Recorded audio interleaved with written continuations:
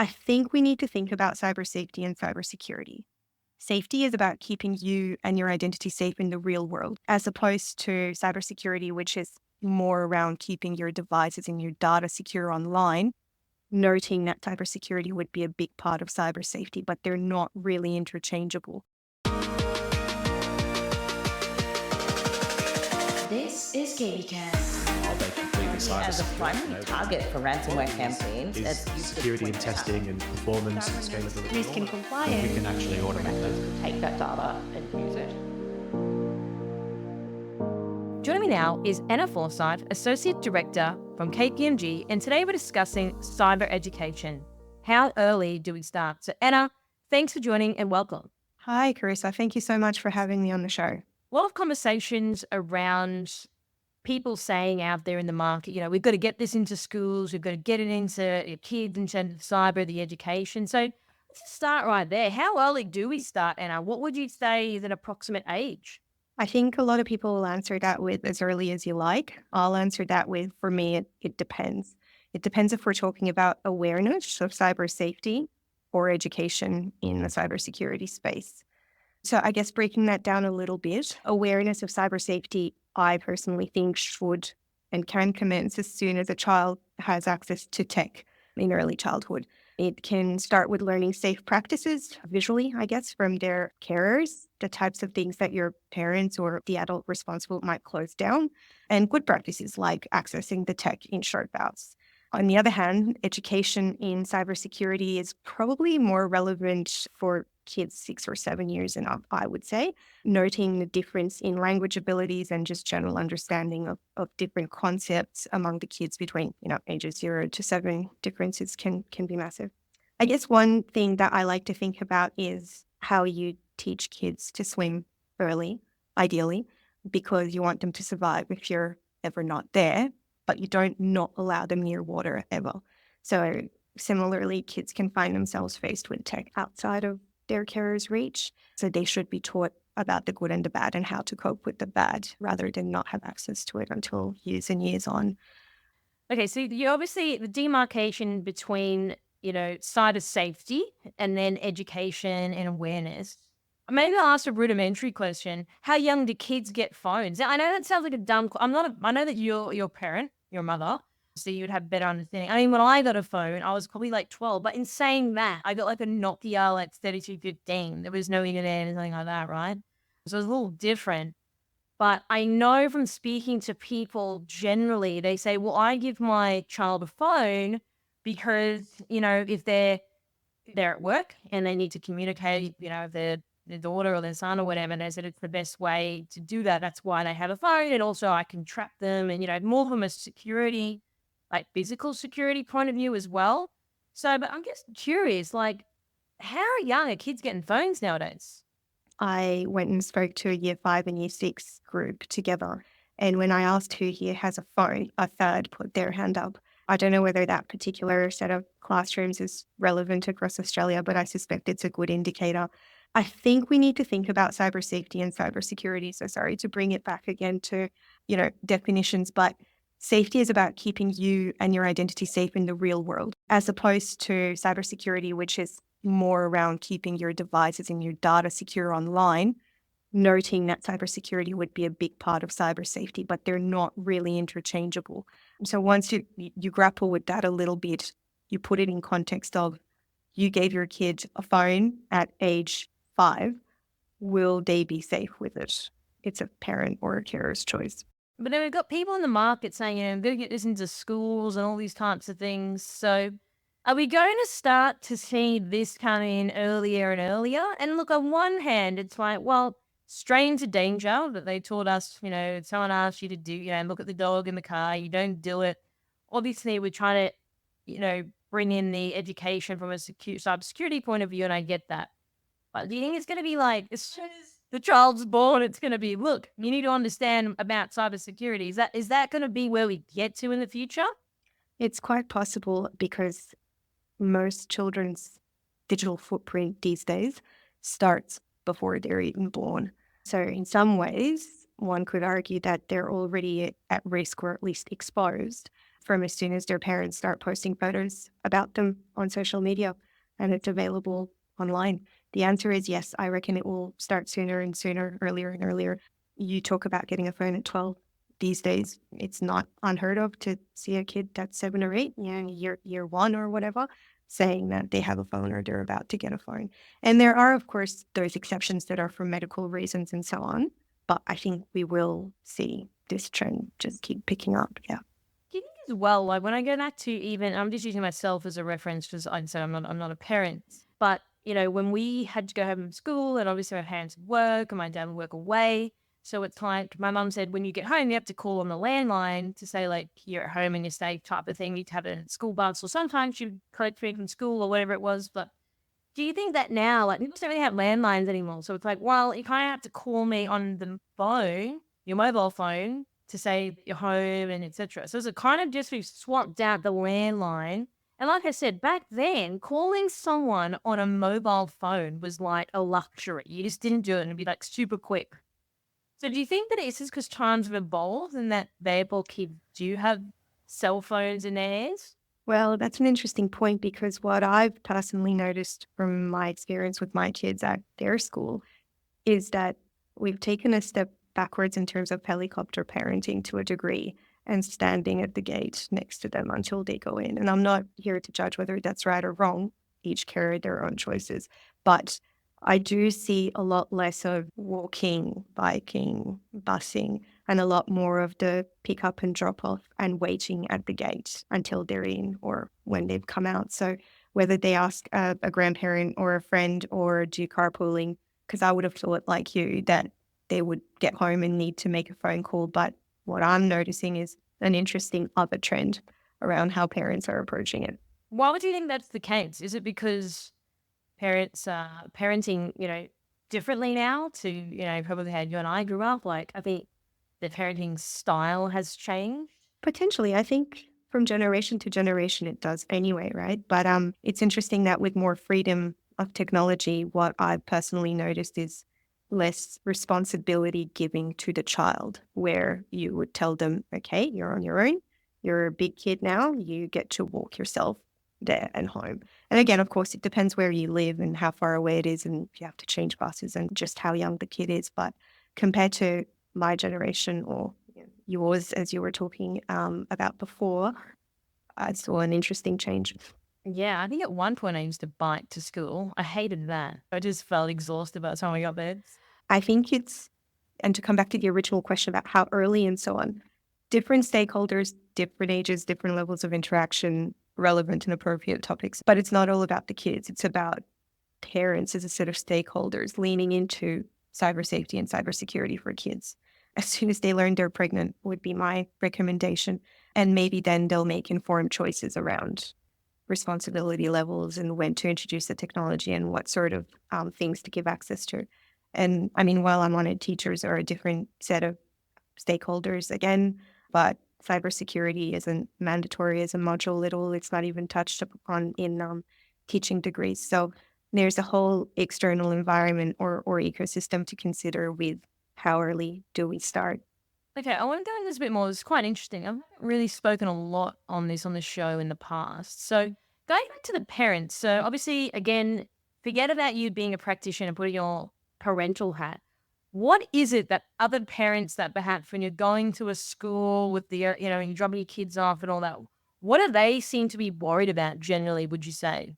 I think mostly the online grooming comes up a lot because all of them game, and literally I mean all of them. When I asked the question, even of year ones, everyone put their hand up that they'd gamed at one point or another on an iPad, whether or not it was their tablet rather, or their carer's tablet. Everyone put their hand up. So this is real. This happens in Australia every day. And most parents would have this at the back of their mind and would be concerned. What they do with it is a different story. Do they sit with the child while the child is gaming or watching YouTube videos or whatnot? Do they talk to them about what to do if someone starts to talk to them, how to respond, what information not to give out, etc.? That once again comes down to the carer's education on these matters. So, okay, I want to follow up a little bit more. So How are parents then, and again, I don't expect you to have all the answers, but generally, how are they sort of going about managing sort of the conversation with their children around like online grooming? Are they seeking out answers, or are they saying that there's not enough answers out there? Are they saying schools need to be doing more of this? What's sort of the commentary? I think they definitely always say that schools need to do more of this, whether that's right or wrong. I'm sure teachers have an opinion on that too. You and I had a conversation a little while ago about the communication around cybersecurity that's out there in the community and whether the messaging is correct and whether the approaches that we take to said messaging are adequate. Where does a parent go to get information to educate themselves in order to talk to their child about grooming or anything like that? And we agreed that going to, the ACSC's website or the e-safety commissioner's website may be something some of them do, but it may also not be the first thing that comes to mind. And then, of course, there's the level of, is that easy, simple, straightforward to find information on those websites or not? Again, I'm not sure. I haven't really polled parents on that particular topic, but definitely more can be done. Schools are only one vehicle for that. Talks by industry to schools, I've come to realize, are quite crucial. And then supplying booklets or supplying things, resources for the kids to take home and continue the conversation at home whilst informing and educating the parents is actually a very good avenue. And the kids are excited about it, and the parents get exposed to something that they may or may not have thought of, or if they did, they may or may not have done anything about. So if other parents were to know, and you probably shared sort of what you do as a profession, are they sort of then quizzing you a bit more on like, well, what do you sort of tell your kids then, or what are you sort of seeing in industry? Are they people sort of approaching you a bit more, would you say? I think if they know my professional background or my academic research, they might. But otherwise, this is actually not a conversation that comes up a lot. So if you mingle at the gate or if you catch up at a birthday party or even with, on play dates or with friends that have kids, it's not discussed very often. And perhaps it should and could be. It comes back to the communication piece. You know about the sleep slop. But that sort of thing comes to mind even to me, and I didn't grow up with it, right? But that's because it's something that sticks. It's really important, and everyone knows about it, and everyone got on board. The kids would relate. We don't have anything like that on not just grooming online, but just in general, how to approach this. But that's a possibility. It's just that someone has to go and create it and disseminate it in the right way at the right scale. But you said before you've obviously academic research. Now I know you have a PhD because I participated in some of your research originally a couple of years ago. You spoke around, educational pathways to, national cybersecurity, resilience, for example. So maybe talk us through maybe your thesis generally, but then also some of the insights that were shared within that thesis as well, if you wouldn't mind. So this goes back a few years now. I finished in 2020, but interestingly, I feel like the dial hasn't shifted as much as it should have in this time in Australia. But the thesis essentially argued that cyber education is key on the pathway to our nation having a solid chance at national cyber resilience for our future generations. So, what I meant, the way I defined national cyber resilience was as the ability to flexibly and adequately withstand and recover from challenges the future of cybersecurity will present. It is understood to require both a raised level of basic understanding and knowledge of cybersecurity across the nation, as well as a far more substantial talent pool of cybersecurity professionals. So it's kind of a two-pronged approach to national cyber resilience, if you will. But in a nutshell, it's an examination of education overall in Australia from a cybersecurity lens, progressively narrowing in from a broad overview of education and the Australian curriculum through to STEM, technology, and finally, cyber. This was done in a systematic way through exploring education at primary and secondary level and then tertiary stages. And by that, I mean higher education, so universities, vocational, which is TAFEs or VETs, and the certification space. I reviewed the missing skills and the missing people in our current workforce and our foreign dependency. And then I used Israel as a case study for their cyber education and their cyber workforce, broadly speaking. I think they call it the cyber spark confluence. And interestingly, I recently read about cyber spike in Estonia, which is kind of their equivalent. And that's it in a nutshell. And I made some policy recommendations overarchingly and some low hanging fruit sort of tactical approaches if we were to really want to move things along. So you said before, Anna, like nothing's really changed. Why would you say nothing's changed though? Is it because things fall on deaf ears, people are boring, they don't know how to communicate? The rest of the units, what is it? Like why how can they not have evolved at all? I don't think at all is a fair term on my part. So definitely cybersecurity has been introduced and has been rather deployed more broadly through the Australian curriculum at different levels in different ways. Actual cyber threats as well as privacy are tackled a lot more heavily and more uniformly, although we're not definitely not there yet. But what hasn't moved so much, which really makes me sad, if I can say that, is the integration and interconnection piece hasn't come as far along as I would have liked to see it come. What I mean by that is imagine a flower with petals around it, and at the center of it is our workforce. And the petals are things like universities, vocational, self learning, certifications, schooling, and industry. And so these petals all have huge weight in how we tackle cyber resilience nationally.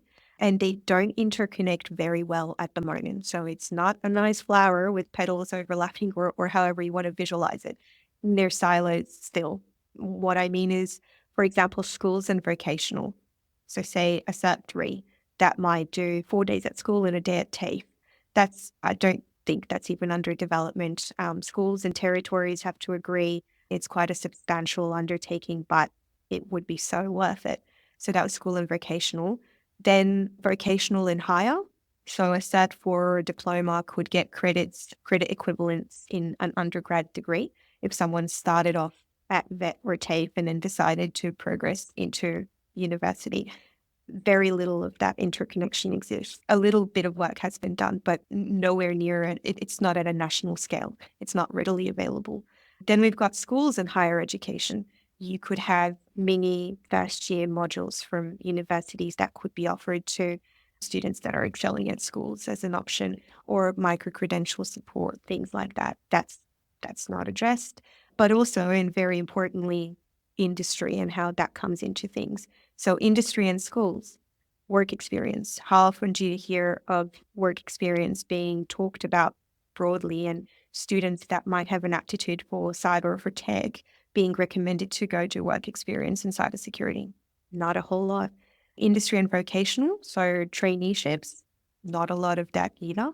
Industry and higher, so internships, vacationer programs with or without credits attached, preferably with, and then grad programs. So all of these things might exist a little bit in some pockets or areas of Australia, but they're definitely not coming together nicely. It's not a nice overarching program. It's not something that's available everywhere, unlike in Israel, for example, with their CyberSpark confluence.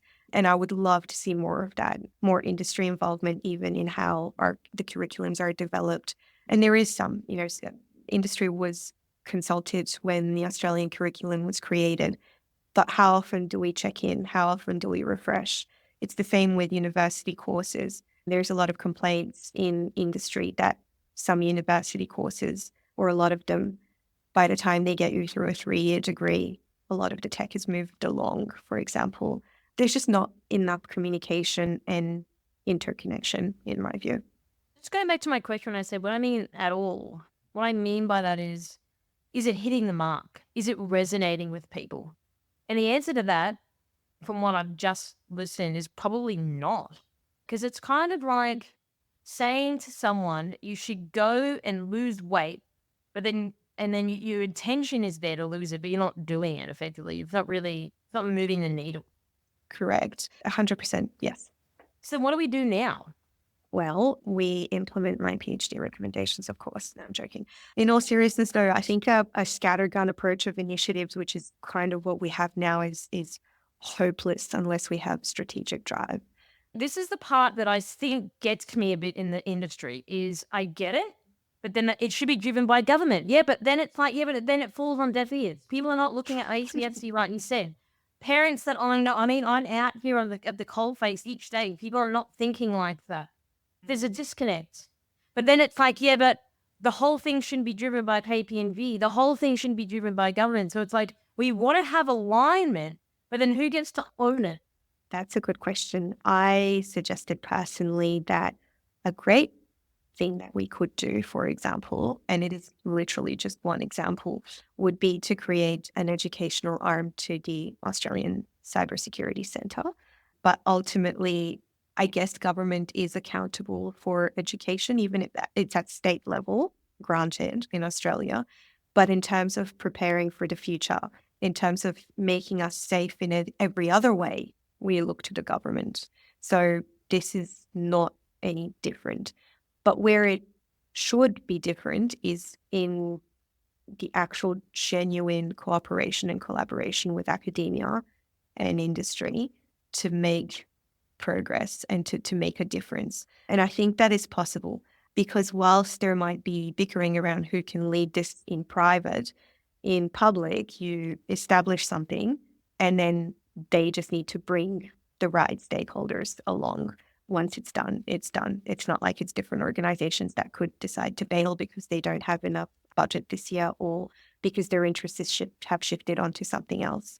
That's why I think it would come back to government in an ideal world. And it's not an ideal solution, but it's kind of how I tackled it.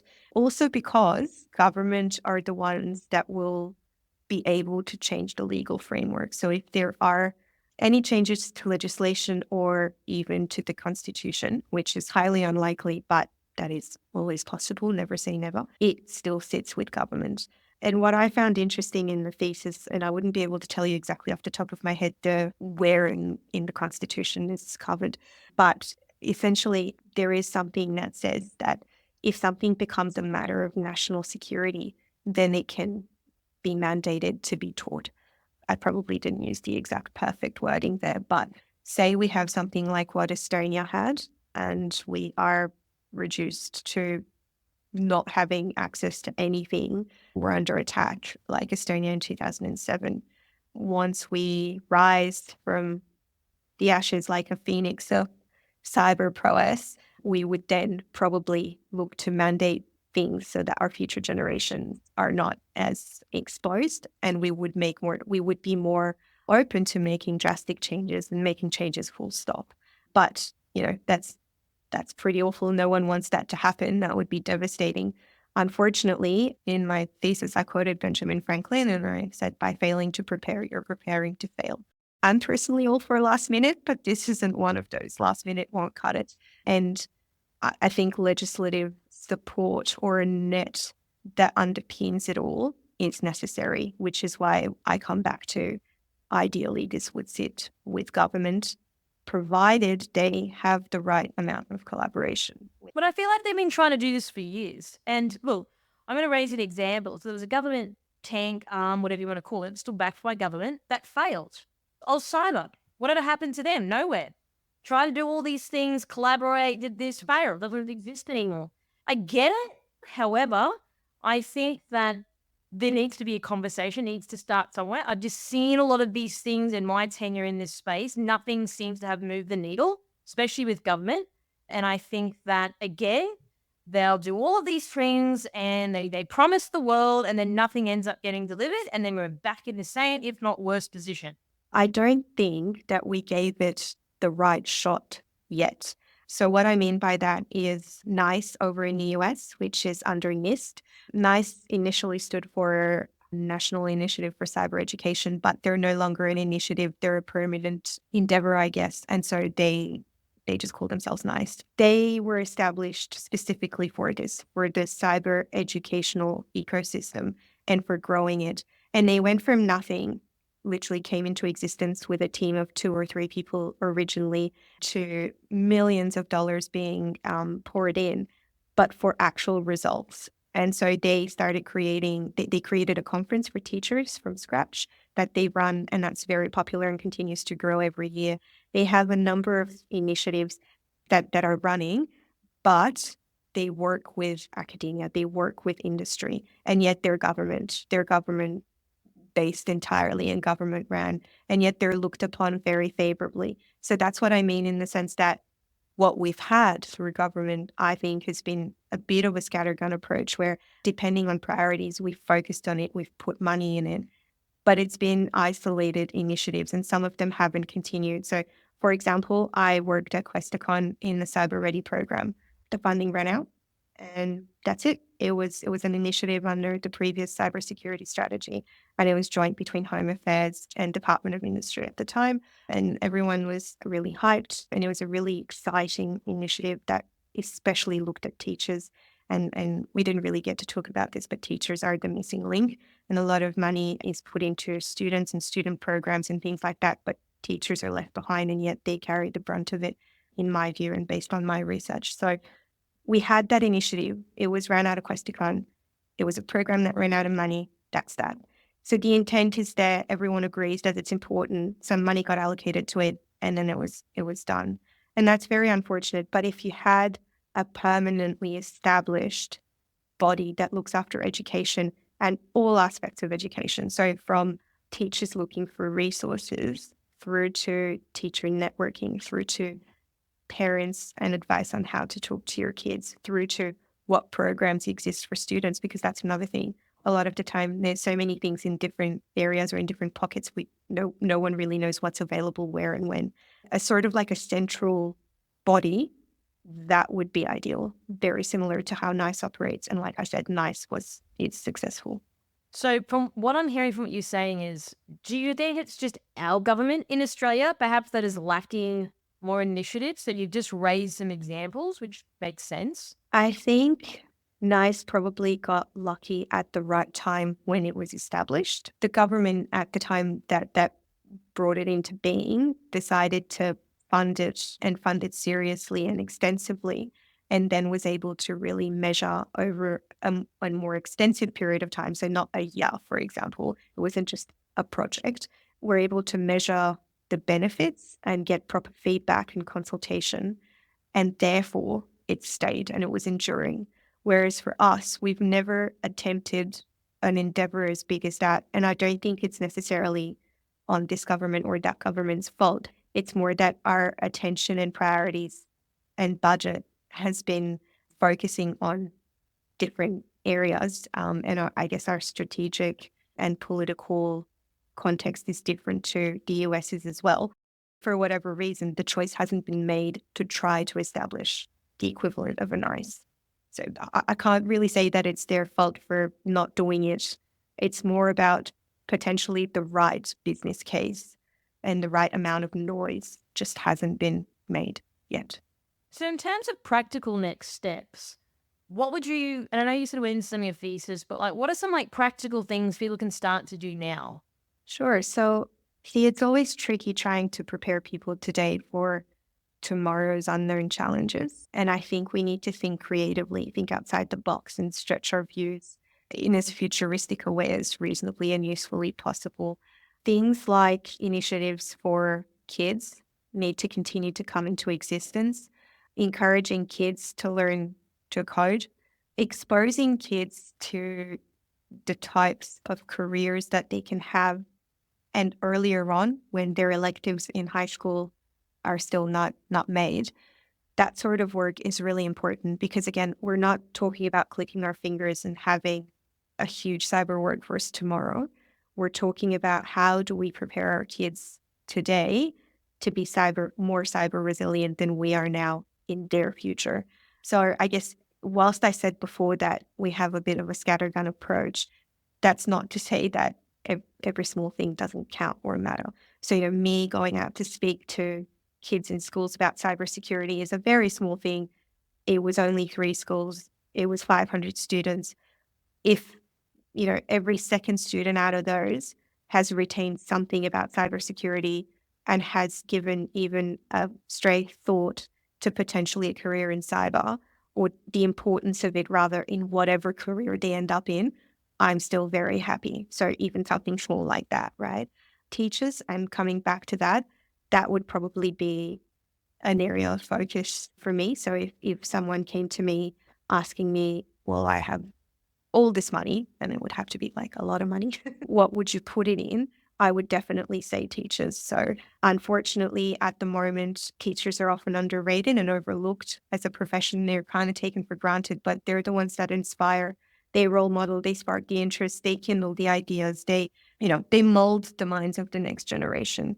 And there's a lot on their shoulders. The time allocation, the curriculum changes, the pressure, the crowded curriculum, arguably high expectations essentially, but not a lot of support for them to go on training. The amount of money that a teacher receives for training each year would be laughable by most corporate standards and even public service standards.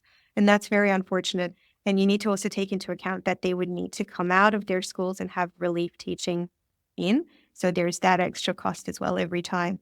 But that's something that would be great as an area of focus that would make a big immediate difference. And then, of course, the career advisors and kind of telling them that cybersecurity exists, because in a lot of cases, they don't even broach that as options. And then, something about that integration and interconnection in my flower petals that I talked about earlier. I was thinking about writing a piece around if a business has an interest in this and they have money or time to donate, how do they do it? Where do they go? Who do they give it to? Do they invest in parents? Do they invest in kids? Do they invest in teachers? Do they set up a partnership with a university? Do they set up scholarships? Do they volunteer their time to go and talk to schools? Do they bring university students into a SOC? How do they approach it? And I think there isn't a lot out there on the types of options based on the amount of time and effort and money that an organization might have. So that's something else that could be researched and undertaken sooner rather than later. And that doesn't need, a huge government initiative or anything like that. So in terms of any final thoughts or closing comments, Anna, what would you like to leave our audience with today? Change the way you think and communicate about cybersecurity, and change the way you engage. And actually, more importantly, potentially, a wise and anonymized industry interviewee. When I did my interview, not everyone wanted to be named, so I code named them with randomly generated hacker names. And this particular one was Blazer, and they said if everybody has a bucket of water, then we won't need a fire hose.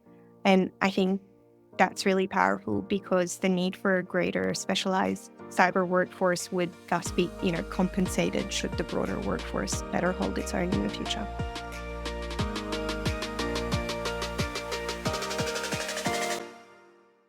This is KBcast, the voice of cyber. Thanks for tuning in. For more industry-leading news and thought-provoking articles, visit kbi.media to get access today. This episode is brought to you by Mercsec, your smarter route to security talent. Mercsec's executive search has helped enterprise organizations find the right people from around the world since 2012. Their on-demand talent acquisition team helps startups and mid-sized businesses scale faster and more efficiently. Find out more at mercsec.com today.